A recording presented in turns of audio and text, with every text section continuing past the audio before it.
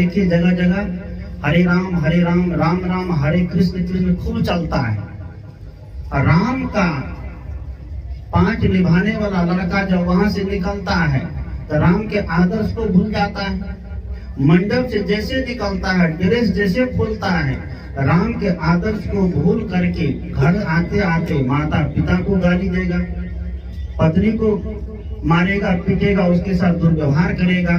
ये कभी राम का आदर्श नहीं हो सकता है। राम राम जपने का मतलब है कि जीवन में राम का आदर्श उतरे, तभी राम नाम जपना सफल होगा, नहीं तो नहीं हो सकता। कवि साहब कहते हैं क्या कि पंडित बात बदैसो झूठा। कवि साहब ने पंडित से कहा कि तुम राम राम जपते हो लेकिन झूठा है। कहा कैसे? तो कवि साहब प्रश्न पूछते हैं कि राम के कहे जगत गति पावे तो खाड़ कहे मुख मीठा।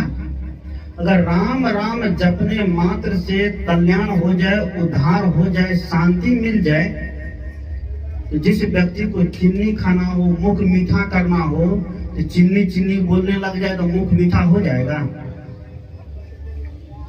बताइए। मुख मीठा करने के लिए चीनी का उपभोग करना पड़ेगा, खाना पड़ेगा। जब तक मुंह में चीनी नहीं लेंगे तब तक मुंह मीठा नहीं हो सकता है। राम के कहे जगत गति पावे, खाड़ कहे मुख मीठा, और भोजन कहे भूख जो भाजे तो दुनिया तरी जाई। किसी को भूख लगी है और थाली आगे हो, भात दाल रोटी सब्जी पारस किया हुआ हो, और वह व्यक्ति थाली पर बैठकर भूख भूख भूख भूख करे तो भूख क्या भाग जाएगी? नहीं भागेगी। भोजन को ग्रहण करना पड़ेगा तभी भूख भागेगी। साधु कहते ठीक उसी तरह जीवन में कल्याण चाहिए, शांति चाहिए कि रट्टू तोता बनने मात्र से उद्धार होने वाला नहीं है। हमें करना क्या पड़ेगा? महापुरुषों के जीवन आदर्श को अपने जीवन में उतारना पड़ेगा। जब तक संत महात्मा के आदर्शों के जीवन में नहीं उतारेंगे तब तक केवल रट्टू तोता बनने से कुछ न होगा। उस कहानी को सुनते हैं, रट्टू तोते वाला। एक महात्मा सुगा पाल के लाया, पकड़ करके अपने आश्रम में रखता था, रोज सुनाता था कि शिकारी आएगा, जाल बिछाएगा, दाना डालेगा, पर लोभ से फंसना मत। शिकारी आएगा, जाल बिछाएगा, दाना डालेगा, पर लोभ से फंसना मत। तोता को रोज पढ़ाया, रोज पढ़ाया, रोज पढ़ाया। एक दिन महात्मा चला गया भिक्षाटन करने के लिए, संयोग से शिकारी आ गया, जाल, शिकारी का बेटा आया। जैसे जाल फैलाना तैयार हुआ, इधर सुग्गा रटने लग गया क्या कि शिकारी आएगा, जाल बिछाएगा, दाना डालेगा, पर लोभ से नहीं फंसेंगे। शिकारी का बेटा समझता है कि सुग्गा तो पढ़ करके तैयार है, अब क्या होने वाला है, यहाँ फंसने वाला नहीं है, चलो। जाल समेट करके निकल कर चला गया, घर गया।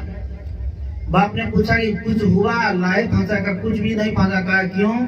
सुग्गा सब तो पढ़ करके पीएचडी कर लिया। क्या हुआ? तू जप रहा है कि शिकारी आएगा, जाल बिछाएगा, दाना डालेगा, पर लोभ से फंसना मत। कहा कि तुम जाल बिछाए थे, दाना डाले थे, तो ये तो करबे नहीं, तो करके तो देखो। पहले आया, जाल बिछा दिया, दाना डाल दिया। सुग्गा रच रहा है क्या? शिकारी आएगा, जाल बिछाएगा, दाना डालेगा, पर लोभ से फंसना मत। रट भी रहा है और दाना खा भी रहा है, जाल में फंस भी रहा है। रट रहा है ना, रटा खूब रटा, राम राम राम राम रखता है, कृष्ण कृष्ण रखता है, जागा जागा महादेव रखता है, और रटते रटते बंधन उसके जीवन में लगा है। तो बंधन जिसके जीवन में, तो कभी मुक्ति मिलेगी नहीं मिलेगी। जिस व्यक्ति का जीवन बंधन में जकड़ा हुआ है वह व्यक्ति कभी भी दुनिया से मुक्त नहीं हो सकता है। मुक्त होने के लिए, मोक्ष प्राप्त करने के लिए हमें बंधन को खोलना पड़ेगा। और बंधन बनाना बड़ा सरल है। एक रस्सी में गांठ लगा दीजिए और रस्सी को खूब जोर से टाइट कर दीजिए, और फिर गांठ को खोलना पड़ जाए, तब खोलने में कितना टाइम लगता है? बंधन बनाना बड़ा बहुत सरल है, लेकिन बंधन को खोलना बड़ा कठिन है। इसलिए कभी साहब कहते हैं कि जीवन में ऐसा काम करिए कि कोई बंधन ही न बंधे। एक शब्द गलत बोल देते तो हमारा बंधन बन गया, एक कर्म गलत कर देते तो हमारा बंधन बन गया। अगर उस बंधन को खोलने के लिए कोई चाहेगा तो बहुत कठिन, बहुत समय लग जाता है, लेकिन बंधन से खोलने का तरीका भी है।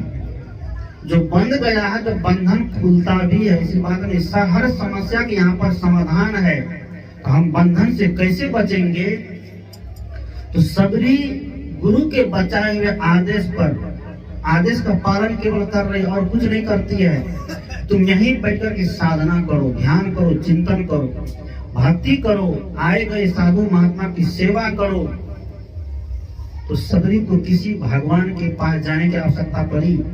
किसी के यहाँ वो नहीं गई कि हमें जाके भगवान खोजना है। सबरी क्या है, हमें आध्यात्मिक अर्थ में समझना पड़ेगा।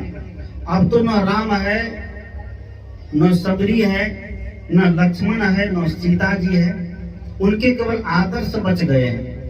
अभी सबरी हमारी ये मनोवृत्ति है, हमारी सद्वृत्ति है। हमारी सद्वृत्ति जब साधना में लगती है तब भीतर में आत्मा रूपी राम का क्या होता है? पदार्पण होता है।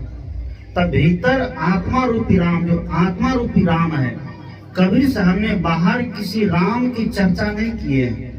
सदगुरु कबीर आत्मा रूपी राम को सर्वोपरि माने हैं। जो आत्मा रूपी राम, उस राम के अंदर भी थे। राम की चर्चा सदगुरु कहते हैं, जिस राम की चर्चा कबीर साहब कहते हैं, यह राम उसके अंदर भी थे। और जब तक ये राम उसके अंदर थे तो उस राम का दीपक क्या था? जल रहा था।